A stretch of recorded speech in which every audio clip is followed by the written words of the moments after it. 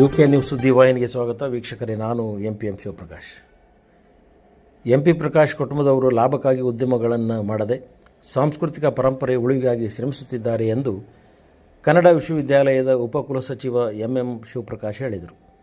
ವಿಜಯನಗರ ಜಿಲ್ಲೆ ಹೂವಿನಹಡಗಲಿ ಪಟ್ಟಣದ ರಂಗಭಾರತಿ ರಂಗಮಂದಿರದಲ್ಲಿ ಜರುಗಿದ ಪ್ರಕಾಶ್ 86ನೇ ಜನ್ಮದಿನಾಚರಣೆ, ಅವರ ಕಂಚಿನ ಪುತ್ಥಳಿ ಲೋಕಾರ್ಪಣೆ, ರಂಗ ದಿಗ್ಗಜ ಪ್ರಕಾಶ್ ರಂಗಭಾರತಿ ಸಂಸ್ಥೆ ಹಾಗೂ ಕರ್ನಾಟಕ ನಾಟಕ ಅಕಾಡೆಮಿ ಸಹಯೋಗದಲ್ಲಿ ಹಮ್ಮಿಕೊಂಡಿದ್ದ 3 ದಿನಗಳ ಕಲ್ಯಾಣ ಕರ್ನಾಟಕ ನಾಟಕೋತ್ಸವದ ಸಮಾರೋಪ ಸಮಾರಂಭದಲ್ಲಿ ಅವರು ಮಾತನಾಡಿದರು. ರಾಜಕೀಯ ಮುತ್ಸದ್ದಿ ಪ್ರಕಾಶರು 1964ರಲ್ಲಿ ಹಡಗಲಿಯಲ್ಲಿ ರಂಗಭಾರತಿ ಕಟ್ಟಿಕೊಂಡು ರಂಗಕರ್ಮಿಗಳನ್ನು ಒಟ್ಟುಗೂಡಿಸಿ ಧೈರ್ಯ ತುಂಬಿದವರು. ಲಂಕೇಶ್, ಗಿರೀಶ್ ಕಾರ್ನಾಡ್, ಧಾರವಾಡದ ಚಂದ್ರಶೇಖರ ಪಾಟೀಲ್, ಸಿದ್ಧಲಿಂಗ ಪಟ್ಟಣಶೆಟ್ಟಿ ಅವರ ಆಧುನಿಕ ನಾಟಕಗಳನ್ನು ಹಸ್ತಪ್ರತಿಗಳನ್ನು ತಂದು ಪ್ರದರ್ಶಿಸುವ ಮೂಲಕ ಇಡೀ ಉತ್ತರ ಕರ್ನಾಟಕಕ್ಕೆ ಆಧುನಿಕ ರಂಗಭೂಮಿಯನ್ನು ಪರಿಚಯಿಸಿದರು ಎಂದರು. ಯಾವುದೇ ಜಿಲ್ಲಾ ಕೇಂದ್ರದಲ್ಲೂ ಇಲ್ಲದ ಸುಸಜ್ಜಿತ ರಂಗಮಂದಿರವನ್ನು ತಾಲೂಕು ಕೇಂದ್ರದಲ್ಲಿ ನಿರ್ಮಿಸಿದ ಹಾಗೂ ಇಡೀ ಉತ್ತರ ಕರ್ನಾಟಕದಲ್ಲಿ ಮೊದಲ ಬಾರಿಗೆ ನಾಟಕಗಳ ತಿರುಗಾಟ ಆರಂಭಿಸಿದ ಶ್ರೇಯಸ್ಸು ಪ್ರಕಾಶ್ ಅವರಿಗೆ ಸಲ್ಲುತ್ತೆ. ಪ್ರಕಾಶ್ ಆರಂಭಿಸಿದ ಈ ಸಾಂಸ್ಕೃತಿಕ ಪರಂಪರೆಯನ್ನು ಅವರ ಸುಪುತ್ರ ರವೀಂದ್ರ ಮುಂದುವರಿಸಿದರು. ನಂತರ ಪ್ರಕಾಶರ ಪುತ್ರಿಯರಾದ ಸುಮಾ ವಿಜಯ್, ವೀಣಾ ಮಹಂತೇಶ್ ಅವರು ಈ ಸಾಂಸ್ಕೃತಿಕ ಕಾರ್ಯಕ್ರಮಗಳನ್ನು ಮುಂದುವರಿಸಿರುವುದು ಶ್ಲಾಘನೀಯವಾಗಿದೆ ಎಂದರು. ಪ್ರಕಾಶ್ ಪ್ರತಿಷ್ಠಾನದ ಕಾರ್ಯದರ್ಶಿ ಶಾಂತಮೂರ್ತಿ ಬಿ ಕುಲಕರ್ಣಿ ಕಾರ್ಯಕ್ರಮದ ಅಧ್ಯಕ್ಷತೆ ವಹಿಸಿ ಮಾತನಾಡಿ, ಅಜಾತಶತ್ರು ಪ್ರಕಾಶರು ಕೇವಲ ರಾಜಕೀಯ ಮಾಡದೆ ಸಾಹಿತ್ಯ, ಸಂಗೀತ, ನಾಟಕ ಸೇರಿದಂತೆ ಸಾಂಸ್ಕೃತಿಕವಾಗಿ ನಾಡನ್ನು ಕಟ್ಟಲು ಶ್ರಮಿಸಿದರು ಎಂದರು. ಪ್ರಕಾಶರ ಆತ್ಮೀಯ ಗೆಳೆಯರಾದ ಸಿದ್ದರಾಮಯ್ಯನವರು ಹಡಗಲಿಗೆ ಬಂದು ಪುತ್ಥಳಿಯನ್ನು ಅನಾವರಣ ಮಾಡಿದ್ದು ಸಾರ್ಥಕವಾಗಿದೆ. ಒಂದು ಅದ್ಭುತ ಸಾಂಸ್ಕೃತಿಕ ಲೋಕವನ್ನು ಸೃಷ್ಟಿ ಮಾಡಿ ನಿರಂತರವಾಗಿ ರಂಗ ಚಟುವಟಿಕೆಗಳು ನಡೆಯಲು ಪ್ರಕಾಶರು ರಂಗಮಂದಿರ ಕಟ್ಟಿ ಹೋಗಿದ್ದಾರೆ ಎಂದರು. ದೃಶ್ಯ ಕಲಾ ಮಾಧ್ಯಮ ಕಾಲೇಜಿನ ಪ್ರಾಚಾರ್ಯ ಡಾಕ್ಟರ್ ಸತೀಶ್ ವಲ್ಯಾಪುರೆ, ನಾಟಕ ಅಕಾಡೆಮಿ ಸದಸ್ಯ ಶಿವನಾಯ್ಕ ದೊರೆ, ಹಿರಿಯ ರಂಗ ಕಲಾವಿದೆ ಡಾಕ್ಟರ್ ನಾಗರತ್ನಮ್ಮ, ಗಂಗಮ್ಮ ಸೊಪ್ಪಿನ ಬಾಳಪ್ಪ, ರಂಗಭಾರತಿ ಅಧ್ಯಕ್ಷೆ ಸುಮಾ ವಿಜಯ್, ಪ್ರಕಾಶ್ ಪ್ರತಿಷ್ಠಾನದ ನಿರ್ದೇಶಕ ಪ್ರಭಾಕರ, ಪಾಟೀಲ್ ಕಾಲೇಜಿನ ಅಧ್ಯಕ್ಷ ಸಿದ್ಧಾರ್ಥ್, ನಿರ್ದೇಶಕರಾದ ಚಂದ್ರಮೌಳಿ, KB ವೀರಭದ್ರಪ್ಪ ಕಾರ್ಯಕ್ರಮದಲ್ಲಿ ಉಪಸ್ಥಿತರಿದ್ದರು.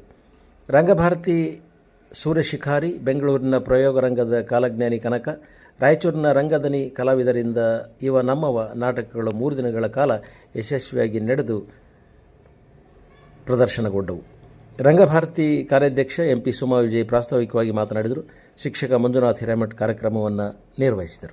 ಅದ್ಭುತವಾದ ಸುಂದರವಾದ ಕಲಾ ಭವನವನ್ನು ನಾವು ಮಾಡೋಕ್ಕೆ ಸಾಧ್ಯ ಆಯಿತು. ಹಾಗಾಗಿ ಮತ್ತೆ ಹೊರಗಡೆ ನಮ್ಮದು ಏನೂ ಫಿನಿಶ್ ಆಗಿರಲಿಲ್ಲ. ಯಾಕಂದರೆ ನಾವು ಅದನ್ನು 1 ವರ್ಷದ ಕೆಳಗೆ ಅಪ್ಪಾಜಿ ಅವ್ರದ್ದು ಪ್ರತಿಮೆ ಅನಾವರಣ ಮಾಡಬೇಕಾಗಿತ್ತು. ಆದರೆ ಅದು ನಮ್ಮಲ್ಲಿ ನಾವೇನು ಹೇಳ್ಕೊಂಡಿದ್ದ ಅನ್ಫಿನಿಶ್ಡ್ ಬಿಲ್ಡಿಂಗಲ್ಲಿ ಮಾಡೋದು ಬೇಡ, ಸುತ್ತಮುತ್ತಲೂ ಅದನ್ನು ಕಾಂಪೌಂಡ್ ಎಲ್ಲ ಹಾಕಿ ಗಾರ್ಡನ್ ಮಾಡಿ ಕಲಾಮಂದಿರ ಏನು ಬೇಕಾಗುತ್ತೋ ಆ ಥರ ಎಲ್ಲ ಮಾಡಿಬಿಟ್ಟು ಮಾಡೋಣ ಅಂತ ನಾವು ಮತ್ತೆ ಅದನ್ನು ಪೋಸ್ಟ್ಪೋನ್ ಮಾಡಿದ್ವಿ. ಈಗ ಕಾಲ ಕೂಡಿ ಬಂತು. ಸತತವಾಗಿ 3 ದಿನಗಳಿಂದ ಈ ಕಾರ್ಯಕ್ರಮ ಹಮ್ಮಿಕೊಂಡಿರೋದ್ರಿಂದ ಇವತ್ತು ಜನ ಸ್ವಲ್ಪ ಕಡಿಮೆ ಇರ್ಬೋದು ಅಥವಾ ಡ್ರಾಮಾ ಟೈಮ್ಗೆ ಮತ್ತೆ ಬರ್ಬೋದು. ಆದರೆ ಮೊದಲನೇ ದಿನ ತುಂಬ ಕಲಾಸಕ್ತರು, ಅಪ್ಪಾಜಿ ಅವರ ಅಭಿಮಾನಿಗಳು, ಸಿದ್ದರಾಮಯ್ಯವರ ಅಭಿಮಾನಿಗಳು ತುಂಬ ಒಂದು 5-6 ಸಾವಿರ ಜನ ಬಂದು ಆ ಕಾರ್ಯಕ್ರಮವನ್ನು ತುಂಬ ಯಶಸ್ವಿಯಾಗಿ ಮಾಡಿಕೊಟ್ರು ಅಂತ ಹೇಳೋಕ್ಕೆ ನಮಗೆ ಹೆಮ್ಮೆ ಆಗುತ್ತೆ. ಹಾಗೆ ನಮ್ಮ ರಂಗಭಾರತಿಯ ಬಗ್ಗೆ ನಿಮಗೆ ಯಾವಾಗಲೂ ಗೊತ್ತಿದೆ. ನಾವು ನಿರಂತರವಾಗಿ ಅಪ್ಪಾಜಿಯವರಿದ್ದಾಗಿಂದನೂ ಆಮೇಲೆ ರವೀಣ್ಣವರಿದ್ದಾಗಿಂದನೂ ನಾವು ನಮ್ಮ ಕೈಲಾಗ ಎಷ್ಟು ನಾವು ಕಲಾವಿದರನ್ನ ಕರೆಸಿಬಿಟ್ಟು ಏನು ಕಾರ್ಯಕ್ರಮಗಳು ಮಾಡ್ಬೋದು ಅಂತಂದೇಳಿ ನಾವು ಸತತವಾಗಿ ಮಾಡ್ತಾ ಇದ್ದೀವಿ. ಹಾಗೆ ಇದು ಕಾರ್ಯಕ್ರಮ ಮಾಡುವಾಗ ನಾಗರಮೂರ್ತಿ ಸರ್ ಈಗ ಒಂದು 2 ಮಂತ್ಸ್ ಬ್ಯಾಕ್ ಇಲ್ಲಿ ನಾಟಕೋತ್ಸವ ಕರ್ನಾಟಕ ನಾಟಕ ಅಕಾಡೆಮಿಯ ಪ್ರಶಸ್ತಿ ಪ್ರದಾನ ಸಮಾರಂಭ ಮಾಡಿದಾಗ ಅವ್ರು ಹೇಳಿದರು, ನೀವು ಜುಲೈಯಲ್ಲೇನಾದರೂ ಸಾಹೇಬ್ರದ್ದು ಕಂಚಿನ ಪುತ್ಥಳಿ ಅನಾವರಣ ಮಾಡಬೇಕಂತಂದರೆ ಅವರ ಹೆಸರಿನಲ್ಲಿ ಹೈದರಾಬಾದ್ ಕರ್ನಾಟಕದ ಚಾಪ್ಟ್ರಲ್ಲಿ ನಾವು 3 ದಿನ ನಾಟಕೋತ್ಸವ ಮಾಡ್ತೀವಿ. ಆ ನಾಟಕಗಳನ್ನು ನಾವೇ ಡಿಸೈಡ್ ಮಾಡಿ ನಾವೇ ಕಲಾ ತಂಡಗಳನ್ನು ನಾಟಕ ಅಕಾಡೆಮಿಯಿಂದ ಕಳಿಸ್ತೀವಿ ಅಂತ ಹೇಳಿ ಒಪ್ಕೊಂಡಿದ್ರು. ಹಾಗಾಗಿ ನಾಟಕ ಅಕಾಡೆಮಿಯವರು 3 ದಿನಗಳ ಕಾಲ ಒಳ್ಳೆಯ ನಾಟಕೋತ್ಸವ ಮಾಡಿ ನಾವು ಹೇಳಿದ್ವಿ, ಸರ್ ನೀವು ಯಾವುದೇ ಬೇರೆ ನಾಟಕಗಳನ್ನ ಕಳಿಸಿ, ಆದರೆ ಮೊದಲನೇ ದಿನ ಮಾತ್ರ ಸೂರ್ಯಶಿಖಾರಿ ರಂಗಭಾರತಿಯವರೇ ಮಾಡಬೇಕು. ನಮ್ಮ ತಂದೆಯವರು ಬರೆದಿರೋ ಅಂಥದ್ದು. ಆಮೇಲೆ 77-78ರಲ್ಲಿ ಪ್ರಥಮವಾಗಿ ಅವರು ಬರೆದಿರೋದೊಂದೆಲ್ಲ ನಿರ್ದೇಶನ ಮಾಡಿ ಸಮುದ್ರಗುಪ್ತ ಆಗಿ ಕಲಾವಿದರಾಗಿ ಸ್ಟೇಜ್ ಮೇಲೆ ಸುತ್ತ ಮಾಡಿದ್ರು. ಅದನ್ನು ನಾವು ನಮ್ಮ ರಂಗ ಭಾರತೀಯ ಹವ್ಯಾಸಿ ಕಲಾವಿದರಿಂದನೇ ನಾವು ಅದು ಮಾಡಿಸ್ಬೇಕಂತ ಕೇಳಿಕೊಂಡಾಗ ಅದಕ್ಕೆ ಅವರು ಒಪ್ಕೊಂಡು ಮೊದಲನೇ ದಿನ ನಮ್ಮ ರಂಗ ಭಾರತೀಯ ಸೂರ್ಯ ಶಿಕಾರಿ ಡ್ರಾಮವನ್ನು ಪ್ರಸ್ತುತ ಮಾಡಿದ್ದೀವಿ. ಎರಡನೇ ದಿನ ಅವ್ರದ್ದೇ ನಾಗರಾಜ ಮೂರ್ತಿ ಅವ್ರದ್ದೇ ಪ್ರಯೋಗ ರಂಗ ಭೂಮಿ, ಅವ್ರದ್ದು ಹವ್ಯಾಸಿ ರಂಗಭೂಮಿ. ಅವರು ನಿನ್ನೆ ಕನಕ ಇದ್ರದ್ದು ಎಷ್ಟೋ ಜನ ಬಂದಿದ್ರೆ ಅನಿಸುತ್ತೆ ಡ್ರಾಮಾಗೆ, ಆ ಡ್ರಾಮಾ ಮಾಡಿದ್ರು. ಇವರು ನಮ್ಮವ ಅಂತ ಹೇಳಿ ಪ್ರಭು ಅವರು ಇವತ್ತು ಈ ನಾಟಕೋತ್ಸವ ಸಮಾರೋಪದವರೆಗೆ ತಮ್ಮೆಲ್ಲ ಉಪಸ್ಥಿತಿ ಬಹಳ ಗೌರವವನ್ನು ಘನತೆಯನ್ನು ತಂದುಕೊಟ್ಟಿದೆ. ಬಹಳ ಮುಖ್ಯವಾಗಿ ಎಂ ಪಿ ಪ್ರಕಾಶ್ ಅವರ ಒಂದು ಕನಸು ಈ ರಂಗಭೂಮಿ ಒಂದು ಥಿಯೇಟ್ರನ್ನು ಹಡಗಲಿಯಲ್ಲಿ ನಿರ್ಮಾಣ ಮಾಡಬೇಕು ಅಂತಕ್ಕಂಥದ್ದನ್ನು ಅವರ ಕಾಲವಾದ ನಂತರ ಈಗ ಇದು ಪರಿಪೂರ್ಣವಾಗಿ ಸಿದ್ಧಗೊಂಡು ಈ ಮೊದಲ ಬಾರಿಗೆ 3 ದಿನಗಳ ನಾಟಕೋತ್ಸವ ಈ ವೇದಿಕೆ ಮೇಲೆ ನಡೀತಾ ಇರೋದು ಅತ್ಯಂತ ಸಂತೋಷದ ಸಂಗತಿ ಅಂತ ನಾನು ಭಾವಿಸ್ಕೊಂಡಿದ್ದೆ. ಇದಕ್ಕೆಲ್ಲ ಹಡಗಲಿಯ ರಂಗಾಸಕ್ತರು ಎಂ ಪಿ ಪ್ರಕಾಶರ ಕಾಲದಲ್ಲಿ ಏನಿತ್ತು ಪ್ರೋತ್ಸಾಹ, ಅದೇ ಥರ ಈಗೂ ಮುಂದುವರಿಸಿ ಈ ಸಿನಿಮಾ ಮತ್ತು ಇತರೆ ಟಿವಿ ಮಾಧ್ಯಮದ ಸಂಸ್ಕೃತಿಯಿಂದ ರಂಗಭೂಮಿಯ ಸಂಸ್ಕೃತಿಗೆ ತಮ್ಮೆಲ್ಲರ ಆಸಕ್ತಿ, ಮನಸ್ಸು, ವಿಶೇಷವಾಗಿ ತಮ್ಮ ಮಕ್ಕಳನ್ನು ರಂಗಭೂಮಿಯಲ್ಲಿ ತೊಡಗಿಸಿದರೆ ಅದಕ್ಕಿಂತ ಈ ಸಮಾಜಕ್ಕೆ ಮತ್ತೊಂದು ಕೊಡುಗೆ ಇಲ್ಲ ಅಂತ ನಾನು ಕಂಡುಕೊಂಡಿದ್ದೇನೆ. ಅಂಥ ಒಂದು ಕಾರ್ಯವನ್ನು ಈ ರಂಗಭಾರತೀಯ ಸಂಸ್ಥೆ ಮಾಡ್ತಾ ಇದೆ. ದಯವಿಟ್ಟು ತಾವೆಲ್ಲರೂ ಇದಕ್ಕೆ ಕೈ ಜೋಡಿಸ್ಬೇಕು. ಇದೇ ಥರ ನಿರಂತರವಾಗಿ ತಾವು ಬಂದು ಏನಿಲ್ಲ ನಾಟಕಗಳನ್ನು ಅವರು ಮಾಡ್ತಾರೆ, ತಾವು ನಾಟಕಗಳನ್ನು ನೋಡಿದರೆ ಸಾಕು, ಅದೇ ಆ ಕುಟುಂಬಕ್ಕೆ ಮತ್ತು ಕಲೆ ಸಂಸ್ಕೃತಿಗೆ ಸಲ್ಲಿಸ್ತಕ್ಕಂಥ ಗೌರವ, ಬೆಂಬಲ ಅಂತ ನಾನು ಅಂದ್ಕೊಂಡಿದ್ದೇನೆ. ಎಂ ಪಿ ಪ್ರಕಾಶ್ ಅವರ ಕಾಲಘಟ್ಟದಲ್ಲಿದ್ದಂಥ ನಾಟಕಗಳನ್ನು ಮಾಡ್ತಕ್ಕಂಥ ಅನೇಕ ಹಿರಿಯಕರು ನಮ್ಮ ಮಧ್ಯೆ ಇದ್ದಾರೆ. ಇವತ್ತು ನಮ್ಮ ಮರಿಯಮ್ಮನಹಳ್ಳಿಯ ನಾಗರತ್ನಮ್ಮನವರು, ಅವರ ಸಾಹೇಬ್ರ ಜೊತೆಗೆ ಸಂಗ್ಯಾಬೇಳ ನಾಟಕ ಇರ್ಬೋದು, ಜೋಕುಮಾರ ಸ್ವಾಮಿ ನಾಟಕ ಇರ್ಬೋದು, ಅವ್ರಿಗೆಲ್ಲ ಹೇಳ್ಕೊಡ್ತಿದ್ರು ಸಾಹೇಬರು ಹೀಗೆ ಕುಣಿಬೇಕು, ಹೀಗೆ. ಯಾಕಂದ್ರೆ ಅವರೆಲ್ಲ ವೃತ್ತಿರಂಗ ನಾಟಕ ಭೂಮಿಯಿಂದ ಬಂದಂಥವ್ರು. ಹವ್ಯಾಸಿ ರಂಗಭೂಮಿಗೆ ಅವರಿಗೆ ಹೊಸದು, ಅವ್ರಿಗೆಲ್ಲ ಹೊಸ ವೃತ್ತಿ ರಂಗಭೂಮಿಯ ಬಳ್ಳಾರಿ ಜಿಲ್ಲೆ ಹವ್ಯಾಸಿ ರಂಗಭೂಮಿಗಿಂತ ವೃತ್ತಿ ರಂಗಭೂಮಿಗೆ ಭಾಳ ಫೇಮಸ್ ಆದದ್ದು. ನಮ್ಮ ಎಲೆವಾಳ ಸಿದ್ದಯ್ಯನ ಇರ್ಬೋದು, ಜೋಳರಾಸಿ ದೊಡ್ಡನಗೌಡರು ಇರ್ಬೋದು, ಇವರೆಲ್ಲ ದೊಡ್ಡ ಪರಂಪರೆಯಲ್ಲಿ. ನಿಮಗೆ ಒಂದು ವಿಷಯವನ್ನು ಹೇಳ್ತೀನಿ, ಇಡೀ ಕರ್ನಾಟಕದ ವೃತ್ತಿಪರ ಸಂಘಗಳು 1940ರ ಹಿಂದಗಡೆ ಮೈಸೂರು ಮತ್ತು ಕಾರವಾರ ಹಿಡಿದುಕೊಂಡು ಬಳ್ಳಾರಿಗೆ ಬಂದು ನಾಟಕ ಪ್ರದರ್ಶನ ಮಾಡ್ತಾ ಇದ್ರು. ಯಾಕಂದ್ರೆ ಅಲ್ಲಿಯ ರಾಘವರು, ಬಳ್ಳಾರಿಯ ರಾಘವರು ಮತ್ತು ಜೋಳದ ರಾಶಿ ದೊಡ್ಡನಗೌರ ಮುಂದೆ ಅವರ ನಾಟಕಗಳನ್ನು ತೋರಿಸಿ ಆ ನಾಟಕಗಳ ಅಭಿಪ್ರಾಯ, ಟೀಕೆ, ವಿಮರ್ಶೆಯನ್ನ ತೆಗೆದುಕೊಂಡು ಹೋಗಲಿಕ್ಕೆ ಮೈಸೂರು ಭಾಗದಿಂದ ಬಂದು ಬಳ್ಳಾರಿಯಲ್ಲಿ ನಾಟಕಗಳನ್ನು ಪ್ರದರ್ಶಿಸುವಂಥ ಒಂದು ಪರಂಪರೆ ಈ ಕರ್ನಾಟಕದಲ್ಲಿ ಎಲ್ಲಿತ್ತು ಅಂದರೆ ಅದು ನಮ್ಮ ಬಳ್ಳಾರಿ ಜಿಲ್ಲೆಯಲ್ಲಿ ಇತ್ತು ಅಂತಕ್ಕಂಥ ಮಾತನ್ನು ಬಹಳ ಹೆಮ್ಮೆಯಿಂದ ಹೇಳಬೇಕಾಗುತ್ತೆ. ಆ ಸಾಲಿನಲ್ಲಿ ಆ ನಂತರದ ಕಾಲಘಟ್ಟದಲ್ಲಿ ಆಧುನಿಕ ರಂಗಭೂಮಿಯನ್ನು ಈ ನಾಡಿಗೆ, ವಿಶೇಷವಾಗಿ ಉತ್ತರ ಕರ್ನಾಟಕಕ್ಕೆ ಪರಿಚಯಿಸಿದವರು ಸನ್ಮಾನ್ಯ ಎಂ ಪಿ ಪ್ರಕಾಶ್ ಅವರು. 1964ರಲ್ಲಿ ಈ ಹಡಗಲಿಯಲ್ಲಿ ಹವ್ಯಾಸಿ ರಂಗ ತಂಡ ಆಡ್ತಾ ಇದ್ರು. ಅವರೆಲ್ಲ ಸಾಲ ಮಾಡಿಕೊಂಡು ನಾಟಕಗಳಲ್ಲಿ ಸುಸ್ತಾದಂಥ ಸಂದರ್ಭದಲ್ಲಿ ಎಂ ಪಿ ಪ್ರಕಾಶ್ ಅವರು ಈ ಹಡಗಲಿಗೆ ಬಂದಾಗ ಅವ್ರನ್ನೆಲ್ಲ ಮತ್ತೆ ಪುನರ್ ಸಂಘಟಿಸಿ ಅವ್ರು ಹೇಳಿದರು, ನಮ್ಮ ಕೈಲಿ ಆರ್ಥಿಕವಾಗಿ ಎಲ್ಲ ಕಳ್ಕೊಂಡಿದ್ದೀವಿ, ನಾಟಕ ಮಾಡೋಕ್ಕಾಗಲ್ಲ ಅಂದಾಗ ನಾನು ನಿಮ್ಮ ಜೊತೆಗೆ ಇರ್ತೀನಿ ಅಂತ ಹೇಳಿ ಇಲ್ಲಿ ಮತ್ತೆ ಆಧುನಿಕ ರಂಗಭೂಮಿಯನ್ನು ಈ ನಾಡಿಗೆ ಪರಿಚಯಿಸಿದವರು ಸನ್ಮಾನ್ಯ ಎಂ ಪಿ ಪ್ರಕಾಶ್ ಅವರು.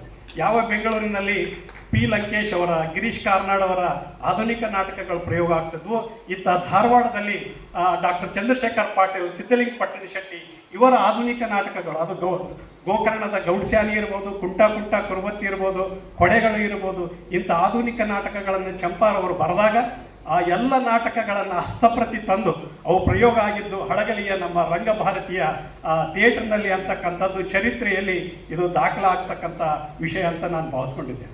ಹೀಗೆ ಅನೇಕ ನಾಟಕಗಳನ್ನು ಉತ್ತರ ಕರ್ನಾಟಕಕ್ಕೆ ಪರಿಚಯಿಸಿದವರು ಎಂ ಪಿ ಪ್ರಕಾಶ್ ಅವರು. ಅಲ್ಲಿವರೆಗೂ ಉತ್ತರ ಕರ್ನಾಟಕದಲ್ಲಿ ಬರೀ ವೃತ್ತಿ ರಂಗಭೂಮಿಯ ನಾಟಕಗಳು ನಡೀತಾ ಇದ್ವು. ಆಧುನಿಕ ನಾಟಕಗಳನ್ನು ಬರೀ ಆಡೋದಲ್ಲ, ಅದಕ್ಕೆ ನಿರ್ದೇಶನ ಮಾಡಿ ಅವರು ಸ್ವತಃ ನಟನೆ ಮಾಡಿ ಆ ನಾಟಕಗಳನ್ನು ಇವತ್ತು ಜನಪ್ರಿಯ. ನಿಮಗೆ ಆಶ್ಚರ್ಯ ಆಗುತ್ತೆ, ಜೋಕುಮಾರ ಸ್ವಾಮಿ, ಡಾಕ್ಟರ್ ಚಂದ್ರಶೇಖರ್ ಕಂಬಾವರ ಜೋಕುಮಾರ ಸ್ವಾಮಿ ಆಗಲಿ ಅಥವಾ ಸಂಗ್ಯಾಬೇಳೆ ಆಗಲಿ, ಅವು ನಾಡಿನಲ್ಲಿ ಹಸ್ತಪ್ರತಿಯಲ್ಲಿದ್ದಂಥ ನಾಟಕಗಳನ್ನು ವೇದಿಕೆ ಮೇಲೆ ತಂದು ನಿರ್ದೇಶನ ಮಾಡಿದವರು ಸನ್ಮಾನ್ಯ ಎಂ ಪಿ ಪ್ರಕಾಶ್ ಅವರು ಅಂತಕ್ಕಂಥ ಮಾತನ್ನು ನಾವೆಲ್ಲ ಇಲ್ಲಿ ಸುಭದ್ರಮ್ಮ ಮನ್ಸೂರ್ ಅವರು, ಕೂಡ್ಲಿಗೆ ಪದ್ಮ ಅವರು, ನಾನು ಮೂವರೇ ಇಲ್ಲಿದ್ವಿ. ರಂಗಭೂಮಿಯವ್ರನ್ನ ನಮ್ಮನ್ನು ಕರ್ಕೊಂಡು ಬಂದು ನಮಗೆಲ್ಲ ಹೆಜ್ಜೆ ಹಾಕಿ ಆ ತಾಳುಗಳು ಕಲಿಸಿ, ಆ ಹಾಡುಗಳು ಕಲಿಸಿ, ಮಾಲಿಂಗನ ವಾಸಿಗಳು ಇದನ್ನು ರಾಗ ಸಂಯೋಜನೆ ಮಾಡ್ತಿದ್ರು. ಮತ್ತು ನಮ್ಮ ಕಾಳಪ್ಪ ಮೇಷ್ಟ್ರ ಅವರು ಬಳಗ ಇಲ್ಲ ನಾಟಕ, ಅವರೆಲ್ಲ ವಾದ್ಯದಾರ ಆಗಿದ್ರು. ಆ ಸಂದರ್ಭದಲ್ಲಿ ನಾವು 3 ಕಮರ್ಷಿಯಲ್ ನಾಟಕ ಮಾಡಿದವರು. ವೃತ್ತಿ ರಂಗಭೂಮಿಯವರನ್ನ ಕರೆತಂದು ಈ ಒಂದು ನವೀನ ಥರ ನಾಟಕ ಮಾಡಲಿಕ್ಕೆ ಹಚ್ಚಿದವರು MP ಪ್ರಕಾಶ್ ಅವರಂತ ಹೆಮ್ಮೆಯಿಂದ ಹೇಳಲಿಕ್ಕೆ ಇಷ್ಟಪಡ್ತೀನಿ. ಯಾಕೆಂದರೆ ನವೀನ ಥರ ನಾಟಕಗಳ ಹಾವಳಿ ಎಲ್ಲ ನಮಗೆ ಗೊತ್ತಿರಲಿಲ್ಲ. ಅವನ್ನೆಲ್ಲ ಪರಿಚಯಿಸಿದವರು. ಮೊದಲಿನ ಹಗರಿಬೊಮ್ಮನಹಳ್ಳಿಯಲ್ಲಿ ಇದರಲ್ಲಿ ಹಡಗಲೆಯಲ್ಲಿ ಅಲ್ಲಿ ಕಾಲೇಜು ಮೈದಾನದಲ್ಲಿ ದೊಡ್ಡ ಸ್ಟೇಜ್ ಹಾಕಿದ್ರು. ನಿಂತ್ಕೊಳ್ಳೋಕೆ ಜಾಗ ಸಿಗ್ತಿರ್ಲಿಲ್ಲ. ಏನಪ್ಪ ಕತ್ಲದಾಗ ಏನು ನಾಟಕ ಮಾಡ್ತಾರೆ ಅಂತಂದರು. ಅಲ್ಲಿ ಲೈಟ್ ಹಾಕಿದಾಗ ಆ ಸ್ಟೇಜಿನ ಮೇಲೆ ಪಾತ್ರಗಳು ಬಂದಾಗ ಎಲ್ಲರೂ ಚಪ್ಪಾಳದಲ್ಲಿ ಪ್ರೋತ್ಸಾಹ ಮಾಡಿಸಿದ್ರು. ಅದನ್ನು ಬಳ್ಳಾರಿಯಲ್ಲಿ ನಮಗೆ ಬೆಂಗಳೂರು ತೋರಿಸಿದ್ದೆ ಪ್ರಕಾಶ್ ಅವರು, ಅಲ್ಲಿ ಮಾಡಿದ್ವಿ ನಾವು ಜೋಕುಮಾರ ಸ್ವಾಮಿ ನಾಟಕನ. ಆಮೇಲೆ ಬೆಳಗಾವಿಗೆ ಮಾಡಿದ್ವಿ, ಮೈಸೂರಿಗೆ ಮಾಡಿದ್ವಿ. ನಮಗೆ ಡೆಲ್ಲಿ ಕರ್ಕೊಂಡೋಗಿ ಅನಿಸುತ್ತೆ ಅವರ ರಂಗಭಾರತಿಯಿಂದ ನಾವು ಡೆಲ್ಲಿ ನೋಡಿದ್ವಿ. ದೊಡ್ಡ ದೊಡ್ಡ ಊರುಗಳಿಗೆ ಈ ಸಂಜೆಬಾಳ ಜೋಕುಮಾರ ಸ್ವಾಮಿ ನಾಟಕನ ಪ್ರದರ್ಶನ ಮಾಡಿದ್ವಿ. ಅದು ನಮಗೆ ಹೆಮ್ಮೆ ಇದೆ. ಈಗಲೇ ನಾವು ರಂಗಭಾರತಿ ಜೊತೆಗೆ ಇದ್ದೇ ಇದ್ದೀವಿ ನಾವು. ಹೀಗಾಗಿ ನಾವು ಪ್ರಕಾಶನ ಮರೀಲಿಕ್ಕೆ ಎಂದಿಗೂ ಸಾಧ್ಯ ಇಲ್ಲ. ನಾವು ಎಲ್ಲ ಕಾರ್ಯಕ್ರಮಕ್ಕೆ ಇಲ್ಲಿ ರಂಗಭಾರತಿಗೆ ಕರೀಲಿ ಬಿಡಲಿ, ನಾವು ಇಲ್ಲಿ ಅವ್ರದ್ದು ಏನೇ ಕಾರ್ಯಕ್ರಮ ಇದ್ದಾಗ ನಾನು ಬರ್ತೀನಿ. ಇದು ನಮ್ಮದೇ ಸಂಘ. ನಾವು ಹೆಚ್ಚಿಗೆ ಏನು ಮಾತಾಡಿದ್ವಿ ಸರ್ ಎಲ್ಲ ಮಾಡಿದ್ರು ನಮ್ಮ ಪ್ರಕಾಶ್ ಸರ್ ಅವರು ಇವತ್ತೆಲ್ಲ ನಮಗೆ ಕಾಣಿಕೆ ಕೊಟ್ಟಾರೆ. 3 ದಿವಸದಿಂದ ಕಾಣಿಕೆ ಕೊಟ್ಟಿದ್ರಲ್ಲ, ಮುತ್ಸದ್ದಿ MP ಪ್ರಕಾಶ್ ಅಂತ ಅವ್ರು ಬರೆದಿದೆ ಪುಸ್ತಕ. ಅದು ಅವ್ರಿಗೂ ಒಂದು ಮೊದಲ ಸಮಾಜಮುಖಿಯಾಗಿ ಎಷ್ಟು ಪುಸ್ತಕ ಬಂದವು ಪ್ರಕಾಶ್ ಅವ್ರ ಬಗ್ಗೆ ಗೊತ್ತಿಲ್ಲ ನನಗೆ. ಆದರೆ ಮೊದಲಿನ ಪುಸ್ತಕ ನಾನು ಕೂಡ ನನಗೆ ನವೀನ ತರಗತಿಗಳನ್ನು ನಾಟಕಗಳನ್ನು ಪರಿಚಯಿಸಿದ ಪ್ರಕಾಶ್ ಸರ್ ಅಂತೇಳಿ ನಾನು ಕೂಡ ಒಂದು ಲೇಖನ ಅವ್ರ ಮೊದಲ ಪುಸ್ತಕದಲ್ಲಿ ನಾನು ಬರೆದಿದ್ದೀನಿ. ಯಾಕಂದರೆ ಭಾಳ ಒಡನಾಟ ಇತ್ತು ಅವ್ರಿಗೆ ನಮಗೆ. ನಮ್ಮ ಅಣ್ಣಾಗೆ ತಂಗಿಯರಾಗಿ ನಮ್ಮನ್ನೆಲ್ಲ ಕಂಡರು ಯಾವ ಬಗ್ಗೆ ಕೇಳಬಹುದು ಇಲ್ಲಿದ್ದಂಥ ಶಾಂತಮೂರ್ತಿ ಕುಲಕರ್ಣಿ ಸರಿಗೂ ಮತ್ತು ಸುಮಾ ಅವರಿಗೂ ನಾನು ವಂದಿಸುತ್ತಾ, ನಾನು ಪರೋಕ್ಷವಾಗಿ MP ಪ್ರಕಾಶ್ ಅವರ ಅಭಿಮಾನಿ, ಅವರ ಫಾಲೋವರ್. ಯಾವಾಗಲೂ ರಾಜಕೀಯ ವ್ಯಕ್ತಿಗಳಿಗೆ ಅವರ ಅಧಿಕಾರದಲ್ಲಿದ್ದಾಗಲೇ ಅವ್ರ ಜನರ ಜೊತೆಗೆ ಇರುವಂಥದ್ದನ್ನು ನೋಡಿದ್ದೀವಿ. ಆದರೆ ನನಗೆ ದಿವಂಗತ MP ಪ್ರಕಾಶ್ ಅವರು ಅನೇಕ ಜನರಿಗೆ, ಸಾಂಸ್ಕೃತಿಕ ಲೋಕದ ಜನರಿಗೆ ಅತ್ಯಂತ ಗೌರವದಿಂದ ಕಾಣುವಂಥ ಒಬ್ಬ ವ್ಯಕ್ತಿ, ಒಬ್ಬ ಮುತ್ಸದ್ದಿ ರಾಜಕಾರಣಿ ಅಂದರೆ MP ಪ್ರಕಾಶ್ ಅವರು. ಇವತ್ತಿಗೂ ಕೂಡ ಅವರ ಕಾಲ ಆದ ಮೇಲೆ ಕರ್ನಾಟಕ ಸರ್ಕಾರದಲ್ಲಿ ಯಾವುದೇ ಸರ್ಕಾರ ಬಂದರೂ ಕೂಡ ಸಾಂಸ್ಕೃತಿಕ ನಾಯಕರಾಗಿ ಗುರುತಿಸ್ಕೊಂಡಂಥ ಇನ್ನೊಬ್ಬ ನಾಯಕರು ಬರಲಿಲ್ಲ. ನಮಗೆ ಕರ್ನಾಟಕದಲ್ಲಿ ಕಲೆ, ಸಂಸ್ಕೃತಿ ಇದರ ಬಗ್ಗೆ ಯಾವುದಾದ್ರೂ ಮಾತಾಡಬೇಕಾದ್ರೆ, ಧ್ವನಿ ಎತ್ತಬೇಕಾದ್ರೆ MP ಪ್ರಕಾಶ್ ಅವರು ಬಹಳ ಮುಖ್ಯ ಪಾತ್ರವನ್ನು ವಹಿಸ್ತಾ ಇದ್ದರು. ನನಗೆ ಅವರ ಜೊತೆಗೆ ಒಂದು ಒಡನಾಟ ಬೆಳೀಲಿಕ್ಕೆ ಸಣ್ಣ ಒಬ್ಬ ವಿದ್ಯಾರ್ಥಿಯಾಗಿದ್ದಾಗ ನನಗೆ ಗುಲ್ಬರ್ಗಾದ VG ಅಂದಾನಿ ಸರ್ ಅವರು ಮತ್ತು ಶಂಕರಯ್ಯ ಗಂಟಿ ಅಂತನವರು MP ಪ್ರಕಾಶ್ ಅವರ ಫೋಟೋ ಬಯೋಗ್ರಫಿ ಮಾಡಬೇಕಾಗ್ಯದ, ಅವ್ರ ಮನೆಗೆ ಹೋಗುವಂತೇಳಿ ಕಳಿಸಿದ್ರು.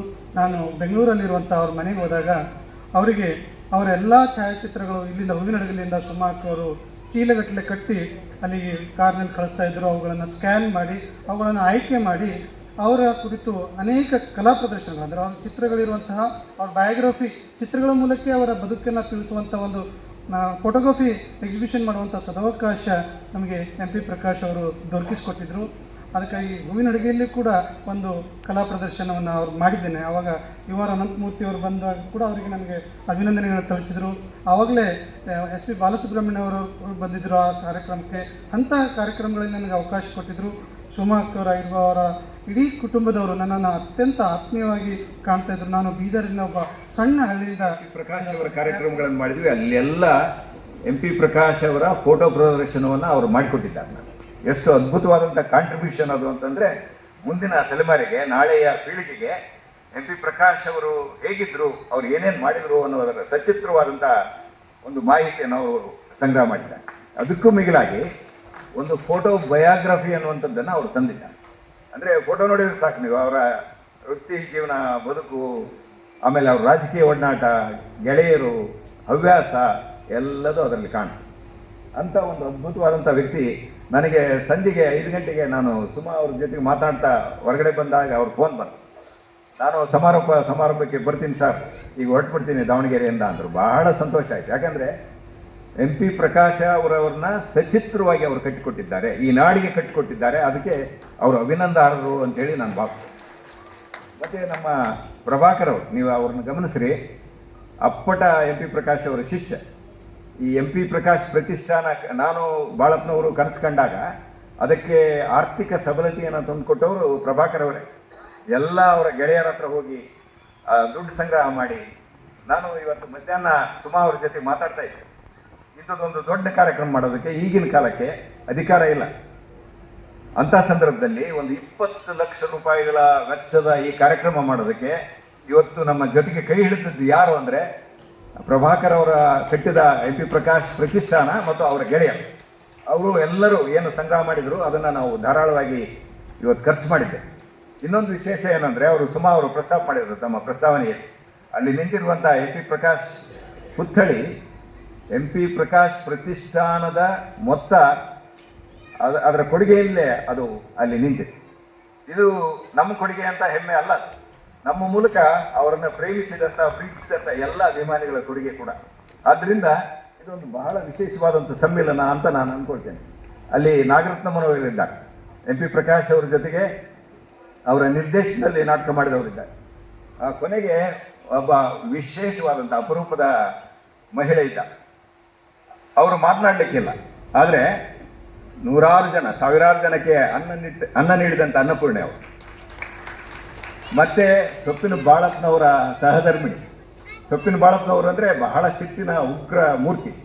ಅವರನ್ನು ಸರಿದೂಗಿಸಿ ಬಂದದ್ದನ್ನೆಲ್ಲ ಸಹಿಸಿ 50 ವರ್ಷಗಳ ಕಾಲ ಅವರ ಜೊತೆಗೆ ದಾಂಪತ್ಯದ ಬೆನ್ನೆಲುವಾಗಿ ನಿಂತ್ಕೊಂಡು ಅವರು ಮಾಡಿದಂಥ ಎಲ್ಲ ಒಳ್ಳೆಯ ಕಾರ್ಯಕ್ಕೆ ಅವರು ಕಾರಣರಾಗಿದ್ದಾರೆ.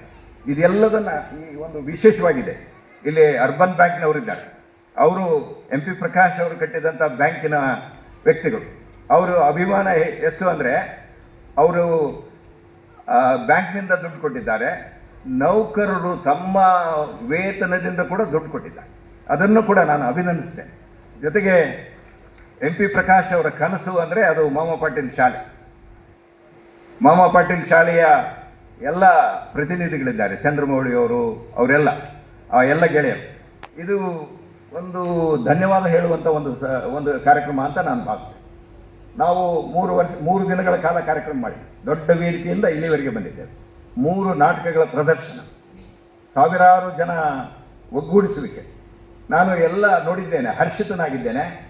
ನಮ್ಮ MP ಪ್ರಕಾಶ್ ಸಾಹೇಬರ ಅಭಿಮಾನಿಗಳು ಈ ನಾಡಿನಾದ್ಯಂತ ಚೆದರೋಗಿದ್ದಾರಲ್ಲ, ಅವರೆಲ್ಲ ಅವತ್ತು ಬಂದಿದ್ದರು. ಈ ದೃಶ್ಯವನ್ನು ನೋಡಿದ್ರು ಕಣ್ತುಂಬಿಸಿಕೊಂಡು. ಅಂದರೆ ಇದೊಂದು ಅವಿನಾಶ ಸಂಬಂಧದ ದ್ಯೋತಕವಾಗಿದೆ ಅನ್ನುವಂಥದ್ದನ್ನು ನಾನು ಇಲ್ಲಿ ದಾಖಲಿಸಿದೆ. ಅದಕ್ಕಿಂತ ಹೆಚ್ಚಿಗೆ ನಾನು ಭಾಳ ಇವತ್ತು ನಿರಾಳವಾಗಿದ್ದೇನೆ. ಯಾಕೆ ನಿರಾಳ ಅಂದರೆ ಪ್ರತಿಮೆ ಮಾಡಿ ಅದನ್ನು ಅಲ್ಲಿ ತಂದು ನಿಲ್ಲಿಸಿ 2 ವರ್ಷ ಕಾಲ ಕಾದು ಇಂಥದ್ದೊಂದು ಅದ್ಭುತವಾದಂಥ ಗಳಿಗೆ ಬಂದಾದ ಮೇಲೆ ಆ MP ಪ್ರಕಾಶ್ ಅವರ ಕಂಚಿನ ಪುತ್ಥಳಿ ಅವರ ಗೆಳೆಯ ಸಿದ್ದರಾಮಯ್ಯನವರ ಕೈಯಿಂದ ಅದು ಅನಾವರಣವಾಗಿದೆ ಅಂದರೆ ನನ್ನ ತಲೆಯ ಮೇಲೆ ಇದ್ದಂಥ ಭಾರ ಕೂಡ ಕಡಿಮೆ ಆಗಿದೆ. I am relieved. ಆ ಹೆಡ್ ಲೋಡ್ ಇತ್ತಲ್ಲ, ಅದು ಖಂಡಿತವಾಗಲೂ ಭಾರವಾಗಿ ಇವತ್ತು ಆರಾಮಾಗಿದ್ದೇನೆ, ನಿರಂಬಳವಾಗಿದ್ದೇನೆ ಅನ್ನುವಂಥ ಮಾತನ್ನು ಕೂಡ ಇಲ್ಲಿ ದಾಖಲಿಸಬೇಕು ಅಂತೇಳಿ ನನಗೆ ಅನಿಸ್ತದೆ.